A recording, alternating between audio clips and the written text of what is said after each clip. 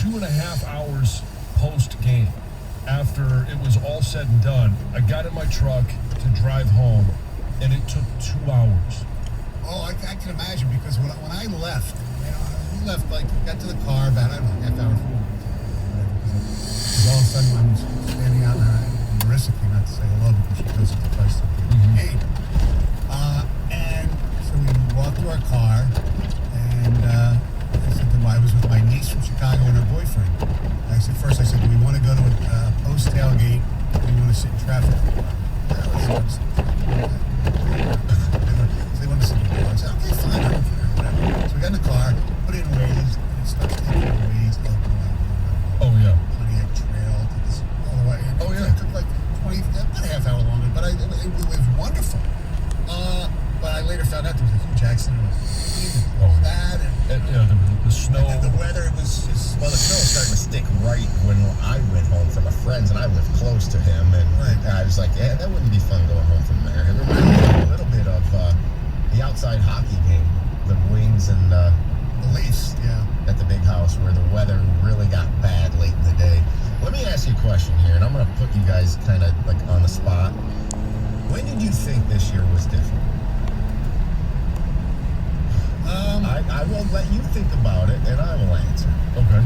So, about halfway through the year, I really picked up on a different demeanor from Harbaugh. There was a very quiet confidence in this football team. And then October 30th happened. And they should have won the game that day. They really should have, but they settled for field goals. And I was like, they've got to get in the end zone from here on out. And they did it in Penn State. They scored 3 touchdowns. And they would not have won the game if they didn't.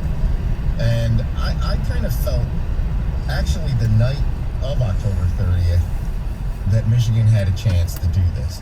Because I thought Penn State laid the template for beating Ohio State.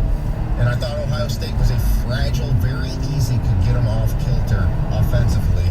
And also, the discipline of Ryan Day to do what he should do, which is throw the underneath pass over and over and over again until somebody stops it. And he went away from it on Saturday. I actually felt that October 30th night that this could happen. I didn't have the cojones to say it until about 10 days before it did. And you guys, I think I caught you off guard. Didn't I, John? When you said I thought that because I thought I was the only one here that was going to buy in. And I don't know, there were just several things. The physicality of the football team, the leadership, the emergence of Ojabo on the opposite side of Hutchinson, which created the opportunity to get 4 home in order to have 7 back and protect against the big play. And I just thought the thing played out. I never thought they would run the ball like that at Ohio State. Don't get me wrong. It shocked me, actually, how dominant they were. I thought they were more dominant than the score indicated. Oh, yeah. But what in the world was with Ohio State's defensive line? Mine was Nebraska. And only because, typical, Wisconsin was a nice win, but they were going to lose. Nebraska, though, we thought they were going to lose the game. And Brad Hawkins makes the play, and for arguing Nebraska fans whether the play should have stopped or not, they might have lost that game. Oh, yeah. But the fact that they sucked it up, won that game, that to me, so this might be a little different. Yeah, and I think for me it was. I still go back and I said it, and I felt like I was like put me up on the cross and tether me almost, because I said earlier, I still think I was one of the few people that thought Harbaugh should get another chance. I thought he hooked himself on Shea Patterson, and it really, compromised his program for a couple of years. And I thought he went back to his grassroots. And I still think the guy is a great coach. I do. Who really it was almost like an Andy Reid Philadelphia type situation. I could see that a little bit. You get close, but I don't know that Andy Reid had been ever blown out like Jim had been in That Columbus. was a Don Brown thing. If you bought in that it was Brown and Brown only, you don't lose by 30. So my take is a little bit different because I get a chance to see more behind the scenes in the off season, and I've always been a proponent. You guys know how much I talk about leadership and what it means from a player's perspective and a team success perspective. And when I had a chance to watch guys like Aiden Hutchinson and Josh Ross, the two guys that I've mentioned already, worked this offseason and talked to those guys, there was a different attitude that they were taking, a different approach they were taking. And I thought that gave them a chance to have a different season. When I thought it could be different was when they went into halftime in Madison. And they were up 13-3. They tried that little bloop kick. They got cute. And Graham Mertz in 3 plays goes down and puts Wisconsin in the end zone, takes all the momentum. It's 13-10 going into halftime. And I feel like other Michigan teams at that point wouldn't have been able to recover. And that would have been a loss in Madison. And then to your point, in Lincoln, I think there was a number of different, landmarks along the way where Michigan just did things differently. And for me, it was all about what was on the field. It was the leadership on the field. And I tell you what, my hat is off to Cade McNamara for taking all year long, can't throw the deep ball, can't do this, can't beat Ohio State because you're not explosive. Josh Gaddis took a lot of that heat as well, but he never let it get to him. He has made great decisions by being able to hit those checkdowns, hitting the guys that are available. And yeah, there's a lot of those deep plays that he did miss, right, and did take those shots, but it was never at a point where he made his team susceptible to a turnover. And Saturday was a perfect example because he made a bad decision. Good play by the Ohio State guy to read his eyes, and then he came back and was really good the rest of the game. It's the only reason why the game was tight at any point, to be quite honest. I mean, that's how critical that turnover was. I mean, they could have trucked him, and they scored a touchdown. Oh my goodness. I know. It was interesting because I was, as a fan, this was after I had the long pass. They're down. Keep going for it. Rather than in hindsight, they just pounded the ball in. But they thought they made the emotion. He made it, but it was the right. Then I do want to, all the elation and stuff. I told you guys that there was so much to unpack in the game, and we were unpacking it. I got to call out Ryan Day for coming out at halftime and going run, run, run. If I was a Buckeye fan, I would be irate about that. Oh, trust me. That was the opportunity for Ohio State to try to win that game. Was to get 7 there, 8 if they would have gone for 2 to make it a 7-point game.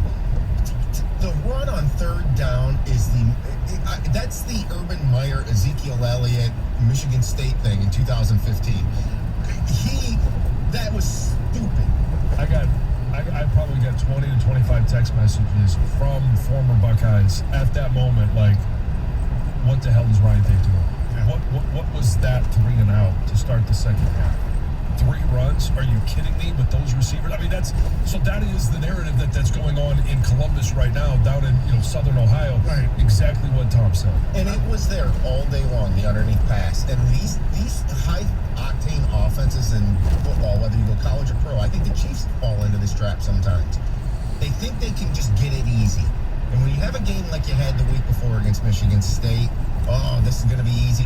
We've done this to Michigan the last 2 times. And if you take that away and the coach isn't disciplined enough to just take what you can get, Andy Reid has had that problem throughout his career, right, Sony? Oh, yeah. And these guys I just thought this thing set up perfectly for what was to take place Saturday. All right, we'll talk about that and a lot more. Some strange coaching moves that took place unexpectedly yesterday. Heather has news coming up next. Good morning. Good morning, guys. I hope you all had a happy Thanksgiving. Same to you. Thank you. I definitely did. I'm going to catch you up on some local news that you might have missed over the weekend. Plus, I've got an interesting story about a pre-Thanksgiving Day workout that led to an arrest. And he 7-1 the ticket. Well, I hope you cashed in on Saturday. 2 big rivalries, Michigan and Auburn, huge home dogs, and they came in big time. BetMGM, the king of sportsbooks, has more for you tonight. We welcome you with the lock of the year. Simply place a $10 moneyline wager on either Seattle or Washington. If either team scores a touchdown, you'll win $200 in free bets, regardless of your bet's outcome. Just use bonus code TOMMAN200 when you make your first bet. Enjoy football like never before with BetMGM's live betting options and boosted odds specials all season long. Don't forget, we also got NBA, NHL virtually every single night. Download the app or go to BetMGM.com and use bonus code TOMM200 to win $200 in free bets if either Seattle or Washington scores a touchdown.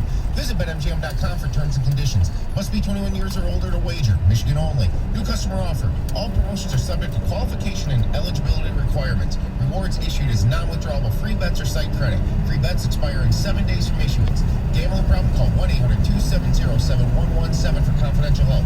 Excludes Michigan disassociated persons. 97.1 The Ticket. Traffic. From the WWJ AM 950 Traffic Center, it's still accident-free on the drive this morning, but some maintenance work is coming up today for the right lane of 96 Jeffries westbound at Newburgh. Also, Lodge Freeway northbound from Griswold to Washington Boulevard left and right lane closures are scheduled until tomorrow, as well as some shoulder work Southfield Freeway both directions, anywhere between 8 Mile and Joy Road. I'm Michelle Pena with traffic.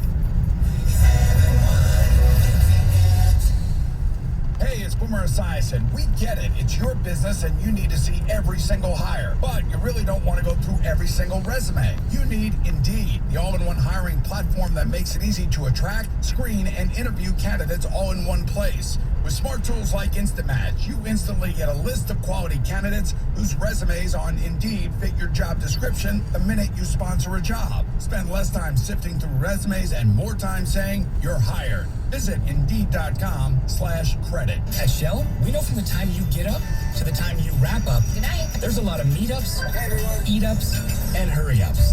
So come to Shell and get 3 things done at once. Fill up with Shell V-Power Nitro Plus to help keep your engine running like new. Save up with the Fuel Rewards program and never pay full price for gas again. And snack up with in-store rewards to save even more at the pump. Make the most of the stop you need to make with Shell and agents that continuously use Shell V-Power Nitro Plus Premium Gas. See full terms and conditions at fuelrewards.com. This is Rick Frazier on behalf of Mother Waddles. And if you want to avoid Santa's naughty list this year, then you need to donate your car to Mother Waddles. Why? I'm telling you why. Because Mother Waddles has been playing the role of Santa to thousands of needy families every year, and they could use your help. So be good, for goodness sake, by donating your car to Detroit's oldest and Michigan's largest car donation program, and that's Mother Waddles. But remember, time is running out, so you need to call Mother Waddles before December 31st. And if you do, the IRS will put you on the nice list and give you a nice year-end tax deduction for that donated car. So call Mother Waddles today at 313-WADDLES. That's 313-WADDLES, or donate your car online at motherwaddles.org. Mother Waddles, a name you can trust. Call today, 313-WADDLES. This Thanksgiving, FanDuel Sportsbook is thankful for you, and that's why they're giving all customers up to $100 bonus on same-game parlays. Feast on the NFL all weekend long and turn little bets into big paydays with same-game parlays. So, you can pick a money line, you can pick an over-under on a player rushing total, player passing yards, whatever you want, make it your parlay, and you get paid out as little as 2 hours if you win. It's easy to use, safe and secure. They're great offers for new and existing customers. Log on to FanDuel Sportsbook and unlock your same-game parlay bonus today. Plus, if it's your first time betting with FanDuel, you can also enjoy a risk-free bet up to $1,000 when you sign up with the promo code DOUG. That's promo code DOUG. Exclusively on the FanDuel Sportsbook app. Must be 21 or older and present in Michigan. Bonus issued as non-withdrawable site credit expires in 7 days. Maximum bonus $100 plus 400 odds or longer wager required. Restrictions apply. See full terms at FanDuel.com/sportsbook. Gambling problem? Call 1-800-GAMBLER. FanDuel Sportsbook is the official partner of 97.1 The Ticket. From city streets to back roads, from road warrior to carpooler, there are some things you can always count on, like the reliability, durability, and power of DieHard, America's most trusted auto battery. No matter where your journey takes you, count on DieHard to get you started on the road ahead. Available at your local Advance Auto Parts and participating CarQuest stores. What makes AutoZone America's #1 battery destination? Because they offer free battery testing and charging and reliable replacement batteries starting at just $79.99. And they've always got your battery solution. Get in the zone. AutoZone. Let your voice be heard. Call the D Las Vegas 97.1 The Ticket studio line at 248-539-9797. The D Las Vegas, the home for Detroit sports in Vegas. The station where your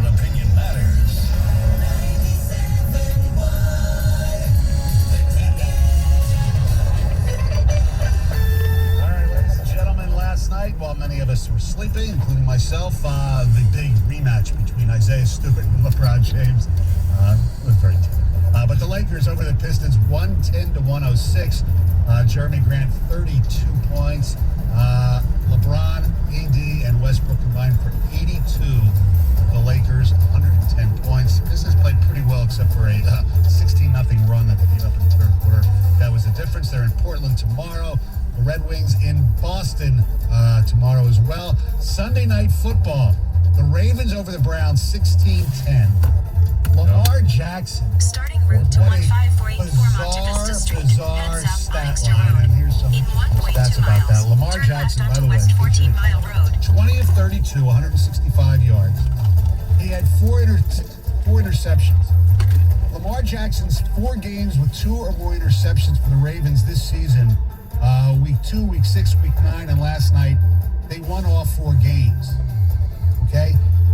In the past 30 years, the only other quarterback to win his first 4 starts of a season in which he threw 2 or more interceptions was Peyton Manning in 2009, his MVP year. Also last night, the Ravens, the only team in the Super Bowl era to score fewer than 17, have fewer than 325 total yards, throw at least 4 or more interceptions to their opponent, and yet still win the game. Yep. And of course, with the Lions being off, the other game that people around here care for, the Packers over the Rams, 36-28. Stafford, 21-38, 302 yards, 3 touchdowns, and yes, a pick 6. He's the... Don't forget the fumble. Okay. Fumbles, I think sometimes that's on the defense too. Anyway, but... How about the other pick he should have had? Yeah, I dropped one. He's the first quarterback to have a pick 6 in 3 straight games since the great Matt Schaub in 2013. He had 3 last year. All right. Heather, what's going on? Well, I'm going to start with some local news.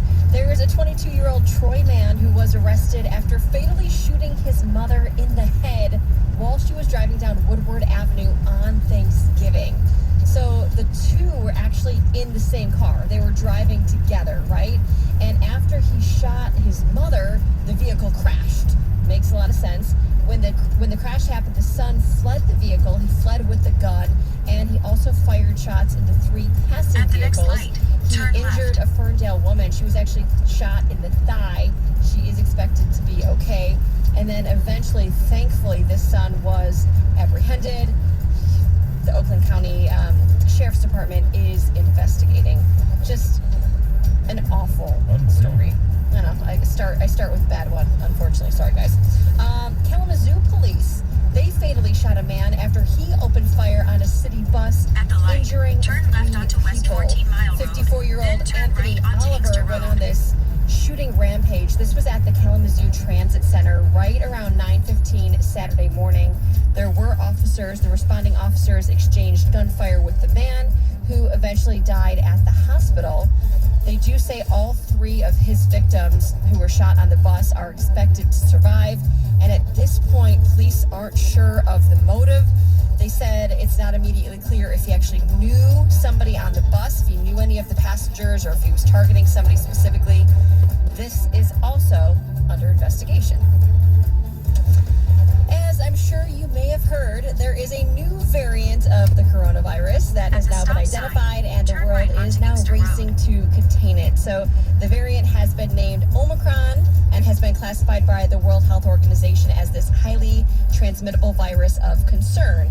So it was first detected in South Africa, but it's also been discovered in several other countries: Netherlands, Denmark, Australia, Canada. It has not been confirmed here in the U.S. However, officials do believe that most likely it is already here, but there are no confirmed cases. At this point, Omicron's actual risks aren't quite understood because this is so new. There is early evidence that suggests that it carries an increased risk of reinfection compared with other highly transmittable variants. There is a doctor, I read an article in South Africa, that she said the symptoms of this variant are more unusual than what we would expect with the original COVID-19, but also very mild. So at this point, it sounds like medical experts are hoping that we don't really overreact until we know a little bit more about this variant. What are some of those symptoms? Well, she said that extreme fatigue, sore muscles, not feeling well. You know, it's not the typical sore throat, cough. No, she said no one that was tested positive for this variant had like loss of taste or smell. So just not that they're unusual, but they're not the same as the original COVID-19 symptoms. Yeah, I thought when it all started, the original coronavirus, that the loss of taste and smell was At the next light, unusual. turn right. So I'd never That heard is anything- unusual. Yeah. Me neither. And then some people who have it don't regain their taste and smell for quite a while. Yeah. That does not sound fun to me. No. You guys, Jimmy Kimmel, he had a little cooking incident, a little accident, I guess you could say, on Thanksgiving.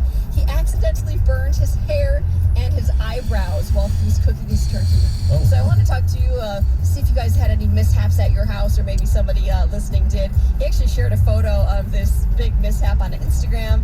He wrote, Thanksgiving, happy Thanksgiving, everyone. Try not to burn your hair and eyebrows off lighting the oven. And you can see in the photo, like, At the light, it's not turn like he right onto lost all of his Northwestern hair, but Highway. it's singed, right? Yeah. Like, definitely singed. A lot of people had fun commenting on the photo, including his daughter, who actually suggested this wasn't the first time that this had happened. She wrote, again, and he responded saying, yep, it's now a holiday tradition. So apparently this has happened to him in the past. He did follow this up with a follow-up photo that said he did have a perfectly cooked turkey. He just said, burnt hair, smoked turkey, Make a happy U-turn. Thanksgiving. So, My only mishap was going to the Lions game. oh, but that's your tradition. Yeah. So, no, you can't count that as a mishap. I know. Did you have fun? Yeah. Good. See, that's all that matters, Yeah. right? We had a You're great with your Thanksgiving. family. Good. I've lost. I have had that incident lighting the grill before, Yeah. where you're using the lighter to light it because the igniter's not working, and as soon as it goes poof, all of the hair on your arm curls up. You lose a few eyebrow In hairs. 11 miles, Been take there. exit 10 toward Wyoming Avenue. Singed hair. It's the worst smell ever too. If you do burn like a significant amount of hair, it's the worst. Today, you guys, is the last day to eat your Thanksgiving Day leftovers. This is according to the USDA. So if you have anything left over, turkey, stuffing, potatoes, yams, gravy, pumpkin pie, apparently all of it can last for about 3 or 4 days in the fridge. So do a bunch of eating today. If you have anything left over, they say anything beyond that could possibly make you sick. So if you're gonna eat some tomorrow, watch out. You're playing with fire. Or you can just freeze it, because it will last for quite a while in the freezer. This is, of course, if you actually ate your Thanksgiving Day dinner on Thursday. We had several Thanksgiving because it's easier than trying to do multiple families in one day. So we did one on Thursday, one on Friday. So I've got an extra day to eat those Friday leftovers. I shared one of my leftover recipes with. I was on with Jim Costa last night. Yeah. And it's the Thanksgiving Day smoothie, the leftover smoothie. No. Yes, Heather, I can see the look on your face, and everybody driving right now is like, where is this going?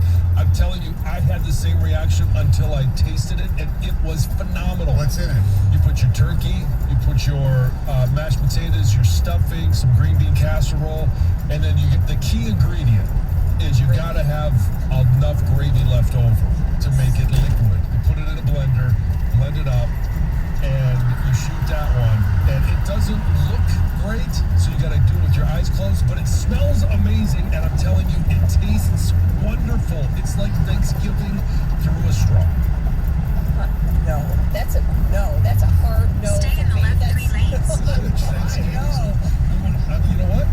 I might see if I got all the ingredients. I think we might have eaten all the casserole, green bean casserole. Careful. I'll throw a little. You know what we do have is, which I've never done, and this might actually be a good addition, is your sweet potato pie.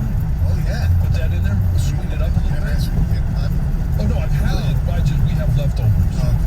So I think that's still there. I've never put that in there because I'm not a big sweet potato, but I know how much you raved about it. So maybe I'll add that in here, make it the Stony